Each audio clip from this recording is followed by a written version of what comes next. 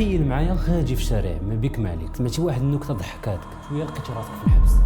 بصح في كوريا الشماليه كاينين واحد الايامات الا ضحكتي فيهم تقدر تشد. الموضوع ماشي نكته، هذا قانون ديال دوله كوريا الشماليه. علاش؟ حيناش كوريا الشماليه في بعض الفترات كدير واحد الحداد وطني اجباري، خصوصا في ذكرى موت الزعيمين اللي فاتوا قبل. بعض التقارير من راديو فري اسيا وصحيفه ذا جارديان في الذكرى ديال وفاه الزعيم السابق يتمنع الضحك ولا حتى انك تخرج تسوق. الموضوع وصل لواحد الدرجه لانه بوليسي كيبقى حاضيك وكيتسناك غير الضحك. الا ما كانش الوجه ديالك حزين هذاك النهار ولا كنتي مستمتع بالوقت ديالك كتعتبر مجرم سياسي وما احترمتيش حزن الدوله. وحتى الا كان عيد ميلادك ولا شي مناسبه زوينه غير نسى الضحك في هذوك الايام. خصك تاجل الفرحه ديالك حتى يفوتوا هذوك الايام وتسمح لك الدوله قانونيا انك تفرح. كاينين بعض المواطنين اللي كانوا عايشين هاد الظروف ولكن ملي هربوا من الدوله ديالهم عاودوا واحد القصص اللي ما كتخيلش، لدرجه انهم عاودوا على هذا النهار كاينين شي ناس بصح ضحكوا وغبر لهم الاثار ما بقاوش بالهم من ذاك النهار. الموضوع كيبان في شكل، ولكن واش من حقهم انهم يحبسوا عليك الفرحه في هذاك النهار لمجرد ذكرى وطنيه؟ من واحد الناحيه كيبان الموضوع على انه خصك تحترم هذيك الذكرى، ولكن لدرجه انهم يحبسوا عليك انك تستمتع بنهارك هذا الشيء كيخلي كوريا واحده من اعقد الدول في العالم.